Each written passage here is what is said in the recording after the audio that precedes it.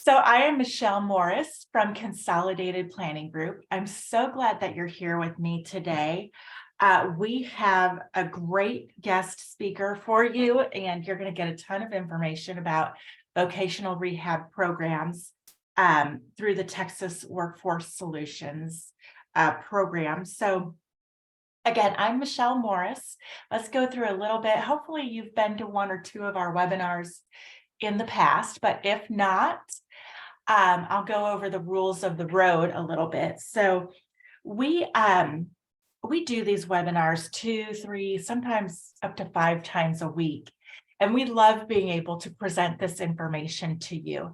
While we're in webinar mode, we cannot see you or hear you, but we encourage you to use the chat box to tell us what you're thinking, to ask us any questions, even to chat amongst yourselves. That's fine with us. I'll monitor the chat box today while Rebecca is presenting and be able to let her know of any questions that you have, or even answer them myself in the chat while we're going along. So it's no worries there. After this is all finished, we're recording it, so you will receive slides in your email later on today and a link to the recording. And if you're listening on our podcast instead of being here with us live, I just want you to know that you can get these slides by emailing us, contact@cpgcares.net. So who are we at Consolidated Planning Group, and why should you even be listening to us? Well, we are a holistic financial planning firm that focuses on families with loved ones who have some sort of an intellectual or developmental disability. You know, when you have, many people think of financial services as planning for your retirement. But when you have a loved one who might need care for the rest of their lives, that's kind of like saving for a third bucket of retirement money. So you need to be prepared for that. And that's what we help people do.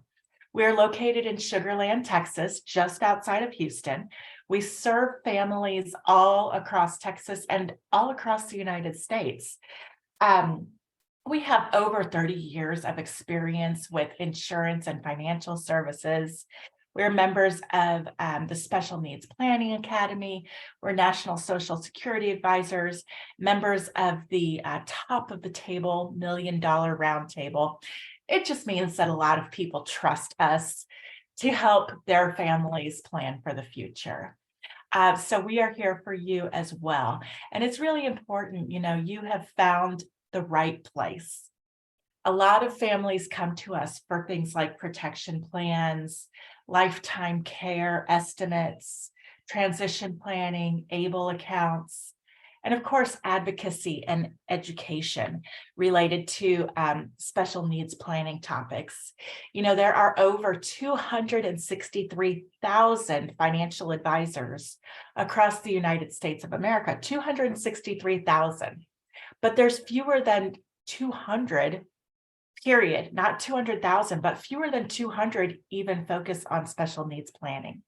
So it's fewer than 0.1% of all the financial advisors across America focus on special needs planning. So you have definitely found the right spot to be in.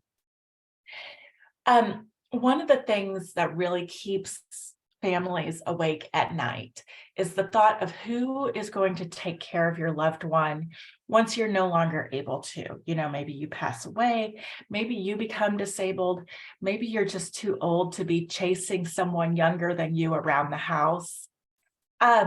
So we want you to develop a future care plan as soon as possible so that you can plan for the future and make it easier on yourselves and have more impact on the future. Consider what options are available to you after high school. There are work options like we're going to talk about today.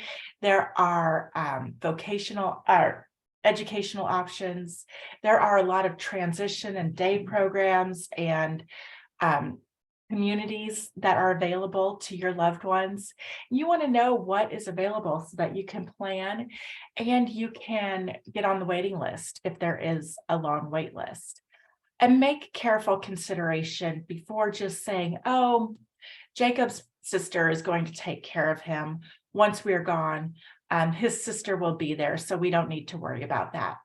Well, maybe Jacob's sister has other things going on in her life, or maybe Jacob doesn't want his sister to be in charge of him because that's not my mom. You know what I mean? So you want to keep that relationship loving and helpful, not obligatory or resentful. Okay, so be careful with those things.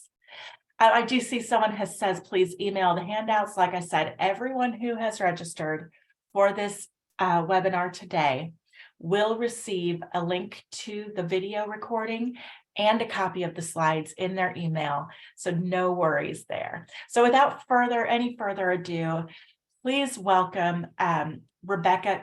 Tell me your last name so I don't mess it up. Oh, I don't think you'd mess it up, Michelle. It's Quintero. Quintero. Yes. Thank you so much, Rebecca. It's not Quinteru.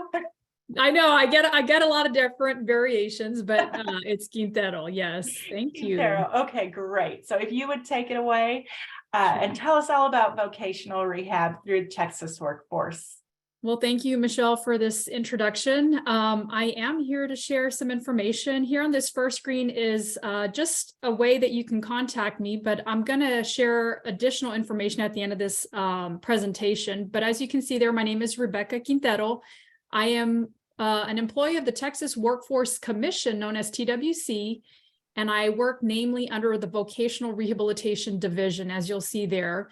I am attached to Region 6. We do have 6 regions in the state of Texas, 1 through 6, and my role currently is a senior transition specialist with our region. So there are 5 other transition specialists, and so if at the end of this you want to connect, I'll have that information on a slide for you to either take a picture of. I know people tend to do that now, is just grab their camera and take a picture. You're welcome to do that now. But I am located here in San Antonio, Texas.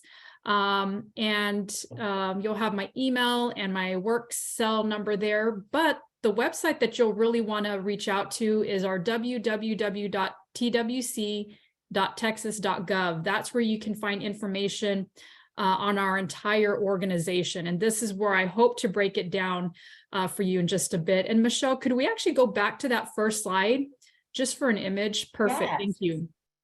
So I want you to make the connection. Texas Workforce is a pretty big organization, and it can get it can get very confusing. So I want to start with Texas Workforce Commission. So Texas Workforce Commission, known as TWC, is a state agency, and they're responsible for overseeing and providing workforce development services to employers and job seekers for the state of Texas. And so the connection that I want you to now make is, okay, so then who's Workforce Solutions? So Texas Workforce Commission is on top, but they're part of a network known as Workforce Solutions across the state of Texas. In just a moment, I'm going to show you a slide that shows you the entire state of Texas and kind of what that means. But this Workforce Solutions network is comprised of 28 local workforce boards across the state of Texas. So that's a lot of different boards. And the best way, because people still think, what's a board? The best way to kind of wrap your head around that network is think of like a school district. Just like school districts all kind of function independent of one another, our boards run the same way. So Texas Workforce, state agency, Workforce Solutions, our TWC is part of that Workforce Solutions network. And vocational rehabilitation is one of many, many, many services that anybody can tap into under the Texas Workforce Commission umbrella. And the Workforce Solutions network, think of those as offices that you actually go into across the state of Texas to be able to actually receive services, resources, training, and in many cases, some temporary financial support. So that is so helpful. These things do get confusing. It is. I really do like to think of an umbrella. Like you pop open the umbrella, that's Texas Workforce Commission, and all the little spigots on the end of our umbrella that keep it together, that's the Workforce Solutions, right? And all the various services. So yeah. Fantastic. All right. So let's go back to, here we go. Perfect. So here on this slide, it's a map of the state of Texas, and you'll see a bunch of numbers. So those are all the numbers representative of the 28 boards across the state of Texas. And those are your local workforce development offices, right? So as you can see here, the board areas can span from the Texas Panhandle to the Borderplex, from Central Texas to Deep East Texas. And then of course, we round out our way through the Gulf Coast and South Texas. A little fun fact, I'm from South Texas. So if you know where either Mexico is at the very bottom, I don't know if you can see that well, but number 24, kind of right in that area. You know where Mexico is, or many people know where South Padre Island is. That's my hometown. So, Oh, perfect. And then let's see. So the workforce boards serve a group of community leaders that they're appointed by our elected officials, and they're the ones that kind of plan out and oversee the expectations of our program to make sure that we're providing the services that our community says they're in need of. And so just across the state of Texas, once again, those are 28 boards, but within those 28 boards, there's 180 local workforce solutions offices across the state of Texas. And let me give you an example.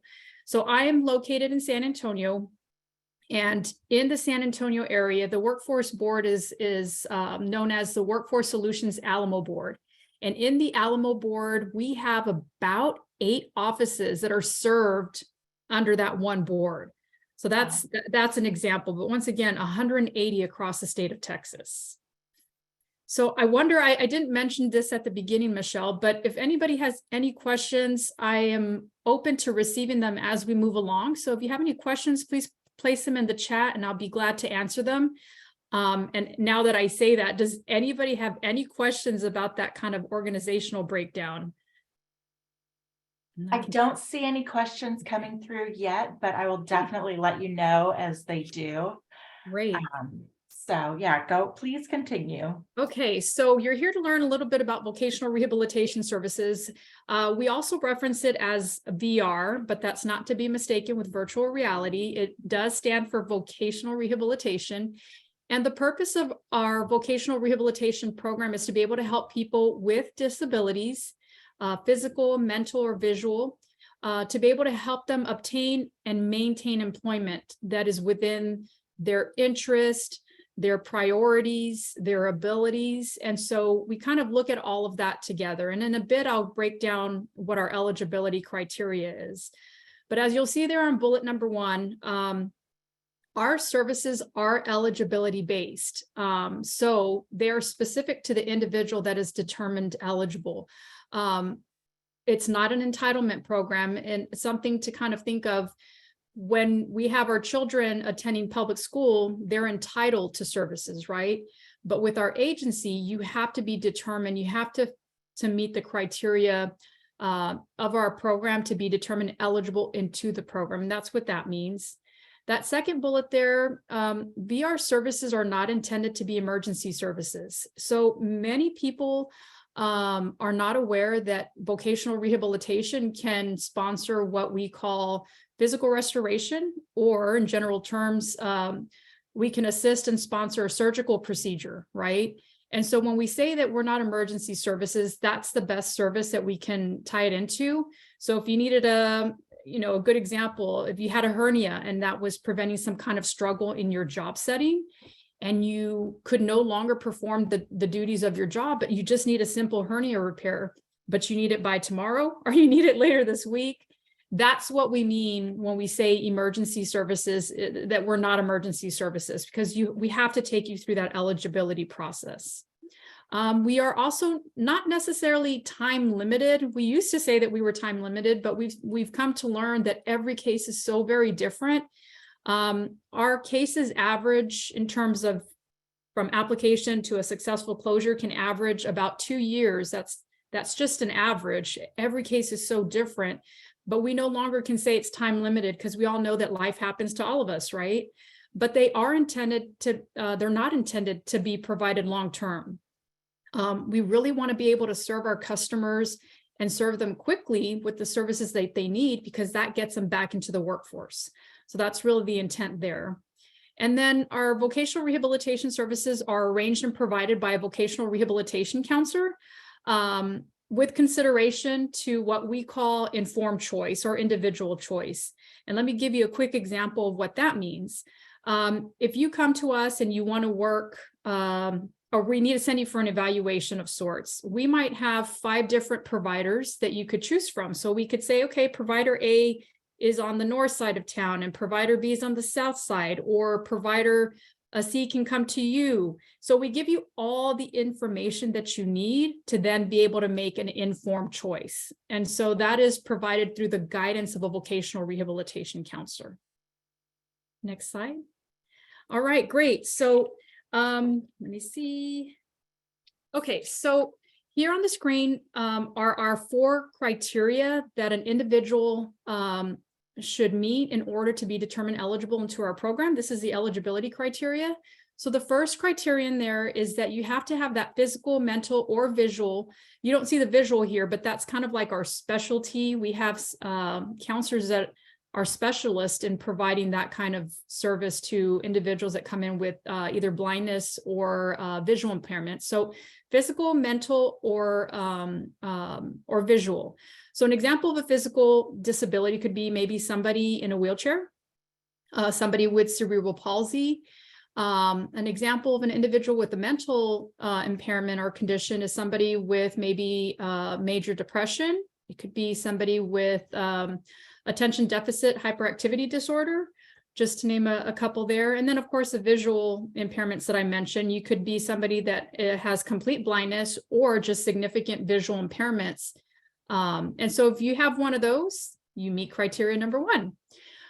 The second criteria is that the condition or the disability has to be providing some kind of barrier to your ability to work.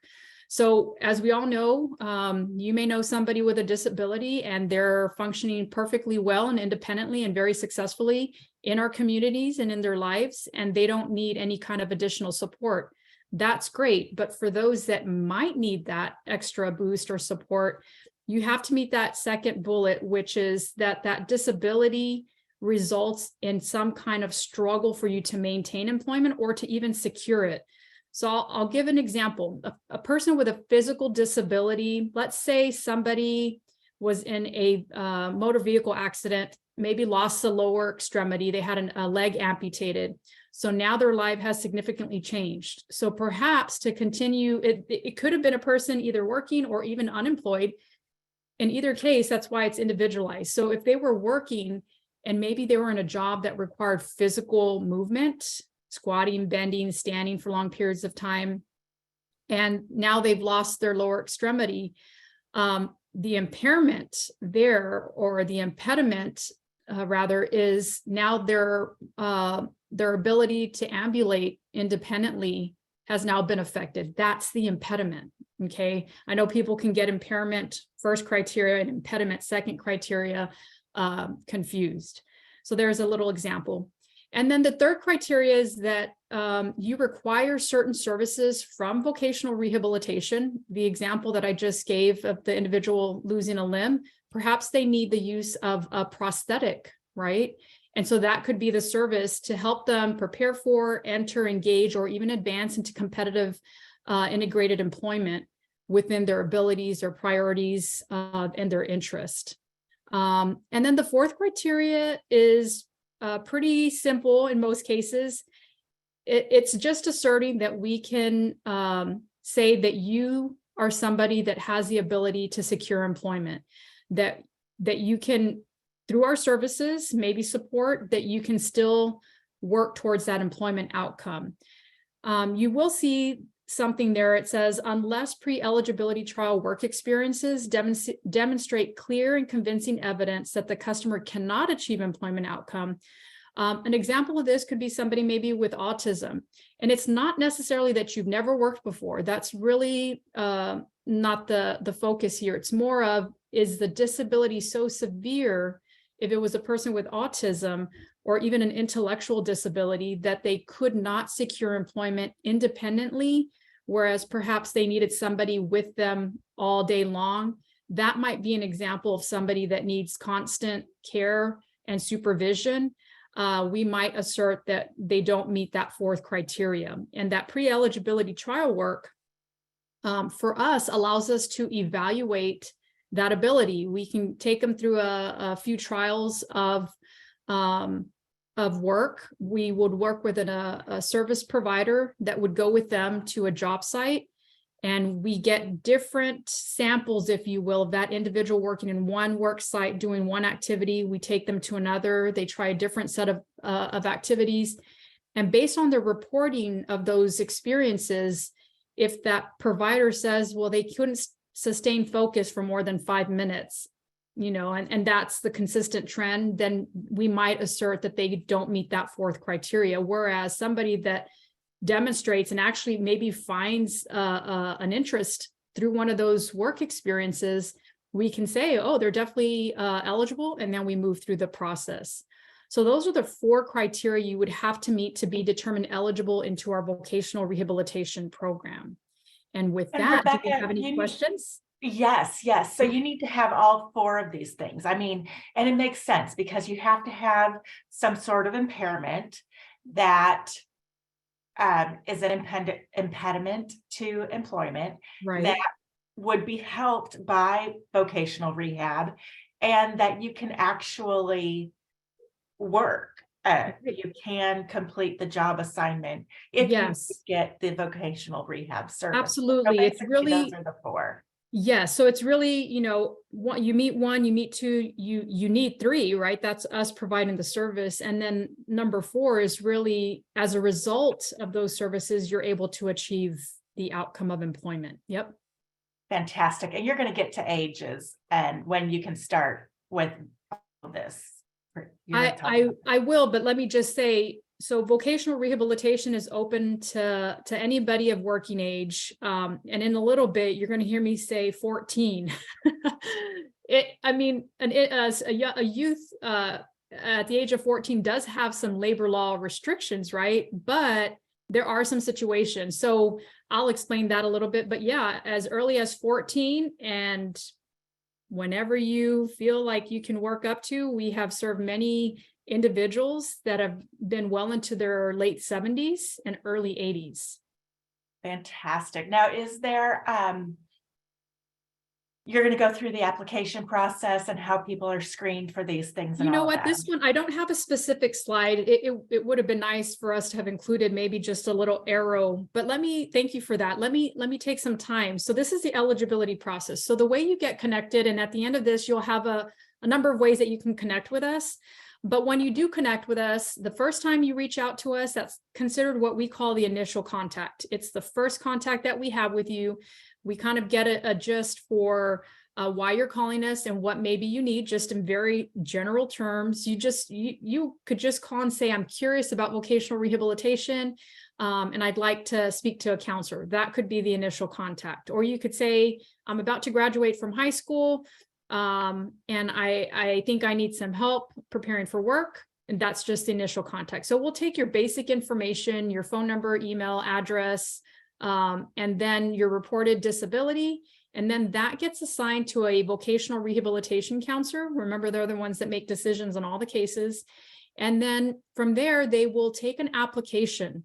So during that application process, they're going to do what's called a diagnostic interview. It's simply just a conversation with you to get to know you, to get to know specifically about your disability and how it's providing those impediments to employment and what services you need. So through that counselor, after the application, might send you out for various evaluations to further evaluate, or simply request medical records or school records to be able to verify, if you will, the reported disability. So that's the application. And we do have time limits attached to the early phases of our VR process, which is the initial contact. We have to reach out to you within 30 days and offer you that application.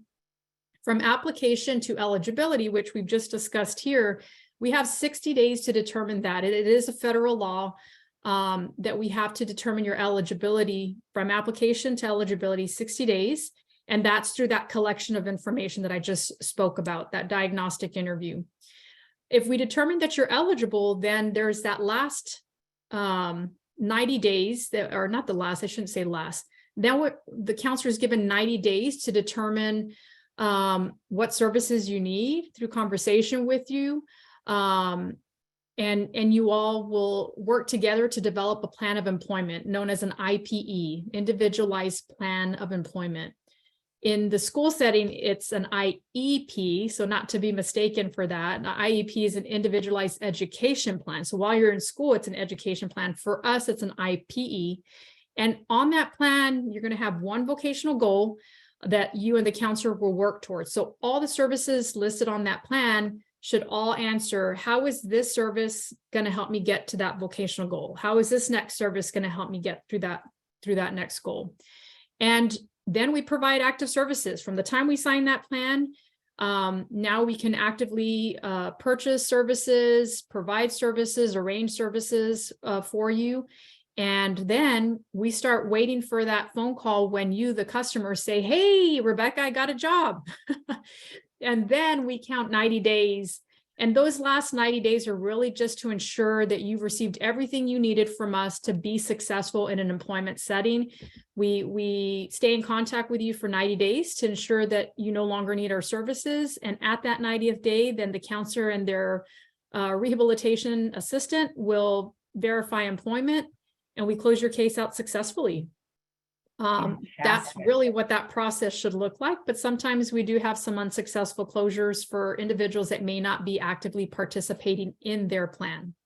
So I hope that helped answer this process. Yes, In a little bit, I'm going to confuse everybody, I promise. But this is the full, if you're applying for a full array of services, this is the eligibility criteria you want to be familiar with.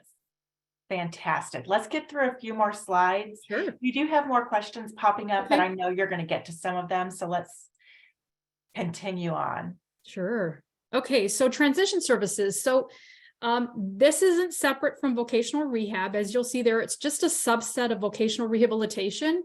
And there's that age group.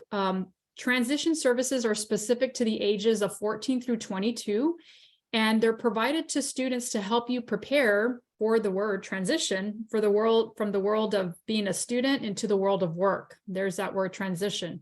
And so we provide services to students that are currently in high school. We want to be able to outreach them while they're still in school. We don't want to wait till they graduate and find that there's a need later, because we can now serve them better and more timely while they're in school. And in most cases, you'll see there, we have services that are known as pre-employment transition services, or also pre-ETS is what you'll hear counselors say. And we have 5 core services that you'll see. I know the wording can sometimes throw people off, but they're pretty simple. Career exploration is really having a conversation with that youth and saying, what do you want to do? Why do you want to do it? Have you researched it? Let's look at some of our online tools so we can explore it together. To determine maybe where they're heading or where they'd like to head. The second pre-ETS service is known as work-based learning. Just think of that as an opportunity to work in a real work environment and possibly even get paid for it. It could be an internship experience, it could be a job shadowing experience, or it could be a paid work experience. That's what work-based learning is. Another pre-ETS service that we can provide is counseling on post-secondary opportunities. Post-secondary is academic or vocational training after high school. So what do you need to do? Do you need to apply for financial aid? Do you need to connect with disability support services so that you can still be successful with accommodations if you should need them? And then making sure that you take those steps to prepare you for enrollment into a post-secondary experience. The fourth pre-ETS service that we have is called job readiness. This one is simply what do you need to know about working with individuals in a work site? It's all the soft skills. How do you apply for work? Maybe how do you complete a resume? How do you interact? Do you need to wear a uniform? It's kind of learning all those things to prepare you to be ready for a job. And then the last one, which I think is the most important one, and you'll kind of see this overlay all the other ones, but the fifth pre-ETS service is known as self-advocacy. And that's really making sure that our students understand that they have a voice and they have to use their voice, especially if they're going into post-secondary education. Whereas if we're talking about an individual, a young individual, that's used to their parents speaking up for them while they were in school, after they exit high school, they're no longer going to have their parents there. And so it's learning how to have that voice to ask for the things that you need, maybe in a work setting. You know, I thought you told me to do this, but could you repeat that for me again? And just making sure that they have the confidence to have that voice. That's the self-advocacy part of it. And then, of course, vocational rehabilitation services continue even after high school. So transition services are provided while they're in school, but we do have, the case simply continues as long as that customer remains interested and has a need for services. And are these one-on-one training situations or group? Yeah, so they can be both, actually. We do have something under transition services known as embedded services. We do have a few of those going on in our region and across the state, but embedded services is where vocational rehabilitation contracts with a service provider or a vendor, and they're the ones that go into the schools and they provide one or all of these services directly to students in a group setting. So it's part of their school day. It's literally like a class that they just go to. And it's a service that's sponsored by the counselor. That's a counselor saying that this is appropriate for this list of students at a campus. And it's not at all campuses. I'll make that clear. We have to go into contract and we have to specify the schools that we're working with. So this one's kind of somewhat new, but the counselor can work individually with one student with many of these areas, and also still bring in a service provider to work with our students as well. Okay, so it's kind of a variety of ways to get to the same result, right? Yep, absolutely. We will always work all of our cases on an individual basis to make sure that we fulfill the needs of the student. Perfect. Okay, so you keep hearing me talk about the counselor. So we do have two different types of counselors under vocational rehabilitation. And that first one there, transition vocational rehabilitation counselor, known as a TVRC. They're the ones that are directly assigned to work with our youth, that age between 14 and 22. So they spend a lot of their time on campus. Another fun fact, I used to be a transition counselor. So my day, from my home, I would report directly to the schools that I was assigned to every single day. And every now and then they'd see Rebecca back at the office. Post-pandemic, I think this still looks a little different because now our agency can connect with so many parents, students, school officials virtually, just as we're doing here.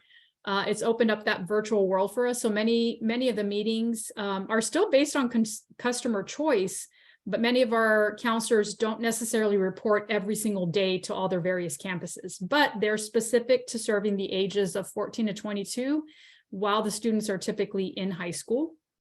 Whereas a vocational rehabilitation counselor, a general VRC, they're going to work with our adult population, our general community, anybody coming in within their local area, coming into an office and needing VR services. But a VR counselor may also have a couple of school assignments, but they're not needed at the campus as regularly as a transition counselor. So they may pop in when the school requests for their presence, or if the school contacts the general counselor and says, I have 5 referrals, can you come in?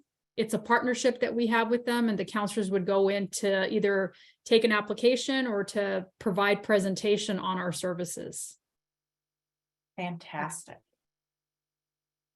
All right. This one's a big one. So this is a federal law. It's called Workforce Innovation and Opportunity Act, also known as WIOA. And really, this is just an opportunity where we've improved the way we service our youth. And let me give you an example. When I was a transition counselor, the agency was known as Department of Assistive and Rehabilitative Services, also known as DARS, prior to us becoming part of Texas Workforce. And our focus at that time was to only focus on juniors and seniors at the time, because they were the closest to transitioning out of their high school years. But we've come to learn over the years that we need to reach out to them sooner, as I mentioned earlier. And so this law has allowed for us to do that. And you'll see here on that first bullet, the VR programs are required to spend 15% of the federal funding that they allocate to pre-ETS services to both eligible, which we've already talked about, and potentially eligible students with disabilities. That's the part that might get people confused, and I hope to be clear on it.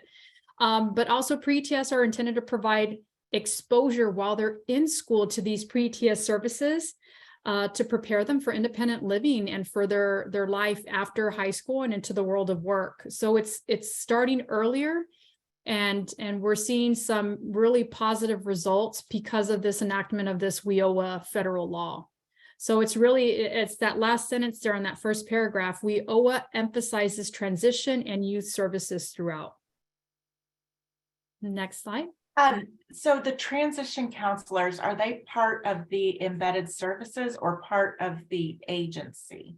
That's a question that we've received. Okay, good question. So yeah, the transition counselors are connected with vocational rehabilitation.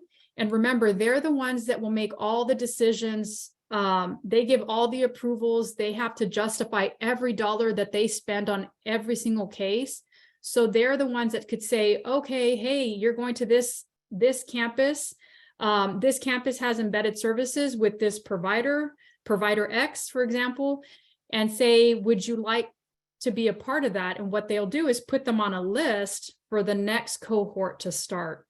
And so, as you can see, it's VR, it's our customer, the student, and then a service provider. So we have various partners that we work with. Counselor makes a decision, customer says they have the need, and the service provider is the one that actually delivers embedded services. Wonderful. Okay, so I always say the state likes to keep everybody confused, but I say that because a lot of our terminology can seem very similar. So you heard me talk earlier about vocational rehabilitation and the eligibility process. So once again, what WIOA allowed for us to do was to serve our youth quickly and more efficiently and more effectively. And so WIOA created this new process called potentially eligible, not to be confused with the eligibility process. You see the connection? So really, potentially eligible is just a means to give access to pre-ETS services to individuals that are able to participate. So this one here, to be placed in the the potentially eligible phase, you have to be a student that meets the definition of a student with a disability. And that definition is that you are between the ages of 14 and 22, and that you are currently enrolled in a recognized educational program. So that could be that you're still in high school and you're receiving services through special education, or that you're eligible for 504 services. Or that you're also enrolled in a post-secondary. So if you've already exited, but you're still within that age between 14 and 22, you've graduated from high school, but now you're enrolled in a post-secondary education, you're still meeting that definition of a student with a disability because you meet the age requirement. You're telling us that you're enrolled, and we'll verify that, and that you have a need for our services to be able to prepare for employment.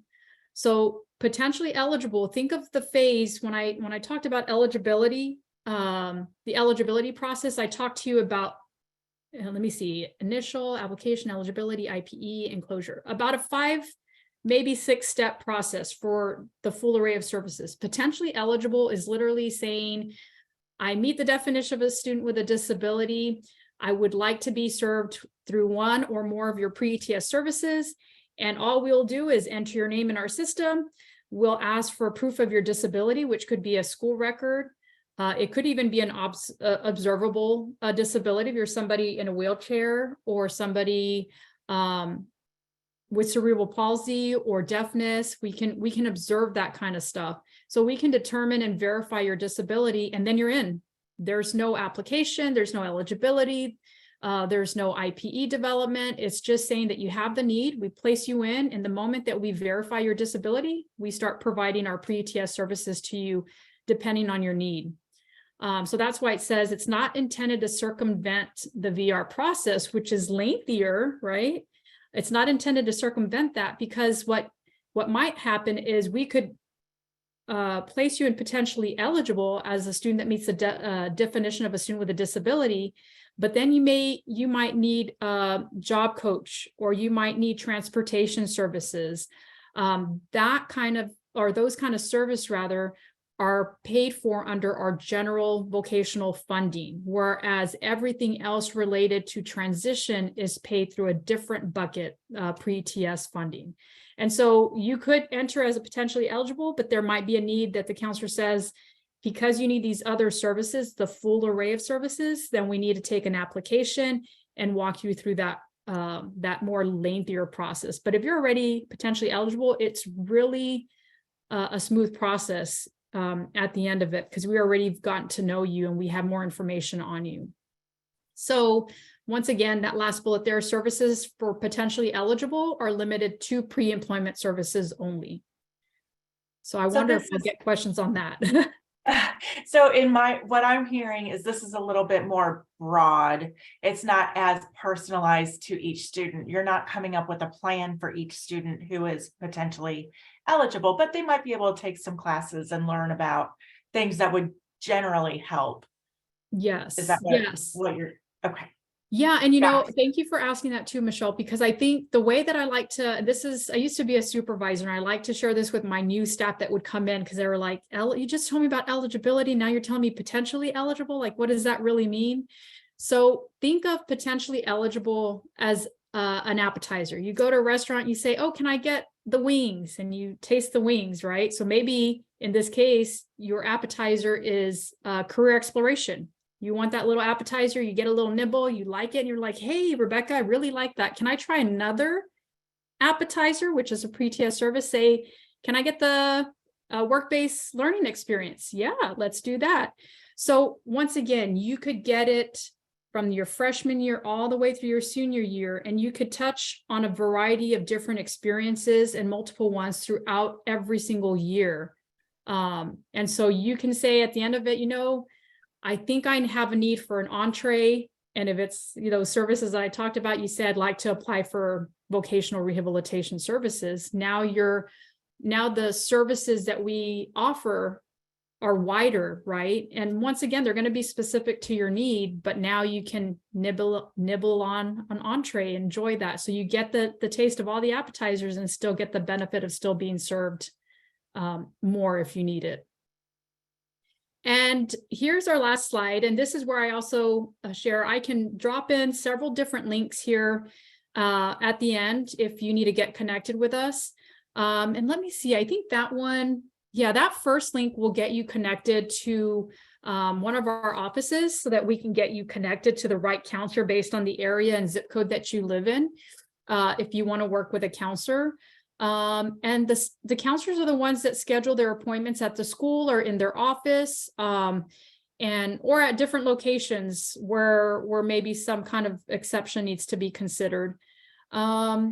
And then the counselor will discuss the VR process with students and parents, which includes determining eligibility, or if it's more appropriate for you to be entered into that potentially eligible phase. And then also that last link that you'll see there for assistance in locating a VR office. If you're not familiar with where our offices are located across the state of Texas, you can click on that link and you'll be asked to enter your zip code. And if you're a job seeker, you're looking for child assistance or just employment services, and then it'll get you connected to the right. We have a rapid engagement team. It'll get to that team and then they will assign it based on what you've entered into that locator. Or you could also use the old school way of working and pick up the phone and call 512-936-6400. And once again, you'll be connected with somebody in the appropriate location for your needs. That's fantastic. And like I said before, we are going to send these slides out. So when you receive the slides, you'll be able to click on these links. But I have a few more things to talk about. So as I'm finishing up, if you wanted to ask Rebecca any further questions, now is the time. Or if I missed a question that came through earlier, Now is the time to get that into the chat box while I wrap up a few more things. Did you want to talk about this slide at all, Rebecca, or just This, if anybody wants to take a quick picture of that, it's simply our 6 regions across the state of Texas, and there are specific transition specialists, because this is the role that I'm in. But once again, I'll drop in some of the links in the chat as well, and that'll get you just general VR if that's what you're needing. Fantastic. And these are your state transition teams? We do. We have a state transition team. I don't think you would really need to reach out to them. It's really more that first slide, because that we can connect you with anybody in our respective regions. Fantastic. And then that's just our Texas Workforce Commission contact information. Once again, I think the links will get you to where you need. This is more probably if you want to submit a question of concern or anything like that. And just for, we like to put this on here, federal funding. We are allotted federal funding. And once again, it splits up. Many people don't really care to know this information, but it's out there. We have it on most of our flyers, just so you know the breakdown of the federal funding versus what we get through the state. So there's a split. So that's the detail of that information. And that's it. And then once again, Rebecca's information. So, like I said, I have a few more things to go over. So we're going to get to these last couple questions that are coming through after I have a couple moments. We do webinars. I already mentioned this, that we do webinars throughout the week several times. And these are the different topics that we talk about a lot and topics that we help people with. Developing that special needs plan, the care cost estimates for the future, making sure that you're on the waiver interest lists, and that you apply for SSI and SSDI correctly to get the biggest amount that you can from those government benefits. You can have money in an ABLE account or in a special needs trust, and it won't affect their benefits. So those are great places. The ABLE account is another place. You need to make sure that your beneficiary designations are set up correctly so that you don't leave money directly to your child. You have to leave it to their trust. You want to start touring residential communities early because the wait lists can be quite long. Guardianship, you can start that process when you're within 6 months of your child turning 18. We help with hooking you up with great attorneys and understanding those processes, and then what is available beyond high school. You'll also get this slide, which will give you a link straight to our upcoming webinars, so you can check in and see what's coming up if you want to register for any of those. This is our team. As I mentioned, we're located just outside of Houston. We are 2 husband and wife teams of advisors. So Allison and Jeff are the owners. They have 2 kids with special needs. So that's why we took this path. And then there's myself and my husband. These beautiful ladies on the bottom row are the operations staff. When you registered for this webinar, don't forget that you gave us your phone number and your email address. So these smiling faces are going to be reaching out to you to see if you would like to schedule an appointment or if you have any further questions. So don't be rude when they call. They're very sweet people. I'll be calling some of you. They'll be calling some of you. If you don't want us to call, here's the secret. Schedule an appointment with us before we get to it. And then we don't have to call you. You can use the QR code to schedule that appointment or call us or email us. It's very low key. It's just a chat. We want to know about you and your situation and answer any immediate questions that are keeping you up at night. Then we'll go into our spiel about how we work and how we can serve you and what our fees are. And you can decide from there if you'd like to work with us. So it's an easy chat meeting, no pressure. You can also check out our YouTube, Instagram, our podcast, and our Facebook, because these little icons down here will be clickable links when you get these slides. Okay, so I see some questions, mostly for Rebecca, but I do see one for me too. How do consumers access the workforce solutions? That would be through the VR link. Yep. Okay, and you had that link on your slide, right? Where people can click and self-refer if they'd like. Yeah, there was two options. I dropped them again on the, I don't think they dropped in as links, but yes, the slides, once you share them, Michelle, they'll have access to at least 2 of the 4 that I just dropped in there. Perfect. Now, if somebody already went through the process and filled out a bunch of paperwork with Texas Workforce, does that cross over to the VR program and all of that? Or do you have access to that? So that's a good question. So if you applied through a work solutions office for one of their programs, because they also do have various services for the youth, GED services, unemployment. So that's really under the bigger umbrella, right? But vocational rehabilitation, the reason the federal law mandated us in 2016 to merge under TWC is because we are about employment. When I say we, I'm talking about vocational rehab, but we're also the specialist of knowing individuals with disabilities, whereas the workforce didn't have that specialty, but they had the workforce development side, right? They know all the businesses and they have partners. So legislatively, it made sense to draw us both together. So you could apply for services under the workforce solutions services. But if there are similar services, we'll want to connect with one another to make sure we're not double dipping, as we say, because sometimes a federal program might be sponsoring something under workforce solutions, and it might be a same bucket of money for VR. And if that's the case, then we want to make sure that we're not duplicating the same services. So it doesn't necessarily mean that if you've applied for workforce solutions service that you're automatically connected with VR. No, you would have to say, I'm an individual with a disability. Is there somebody I could speak to that might be able to serve my needs better? So hopefully that answered that question. Perfect. I see someone asked if I, as the host, can copy the chat box. I think I can, but then we'll have to eat. Can you check this for me, Terry?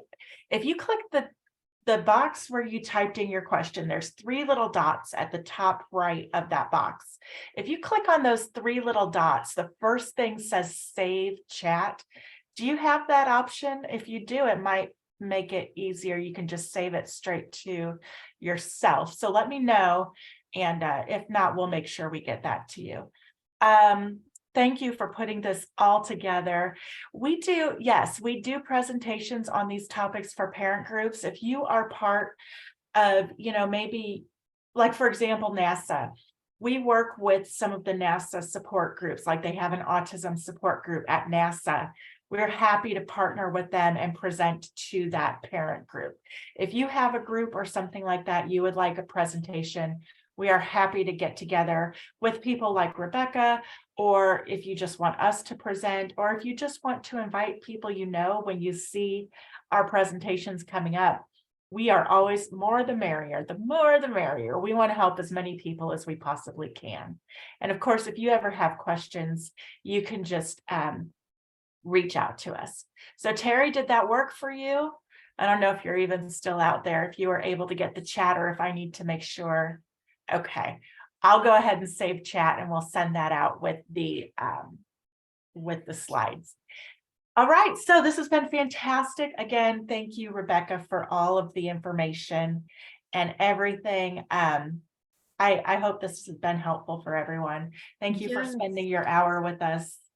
Yes, and I just want to thank Consolidated Planning Group and yourself, Michelle, for hosting and navigating us through this, and as well as Meredith. I'm not sure if she's on, but I do appreciate the time she spent with me to get me prepared for this presentation, and I hope it was helpful for everybody. Thank you. She's fantastic. And Terry, we'll make sure you have the link to the webinar on our YouTube channel, so you can listen to this again later on. We'll have the chat for you and all of the above. So thank you again, everybody. Enjoy your week. It's Monday, so go out there and kick butt and do good. Thank you. Bye-bye.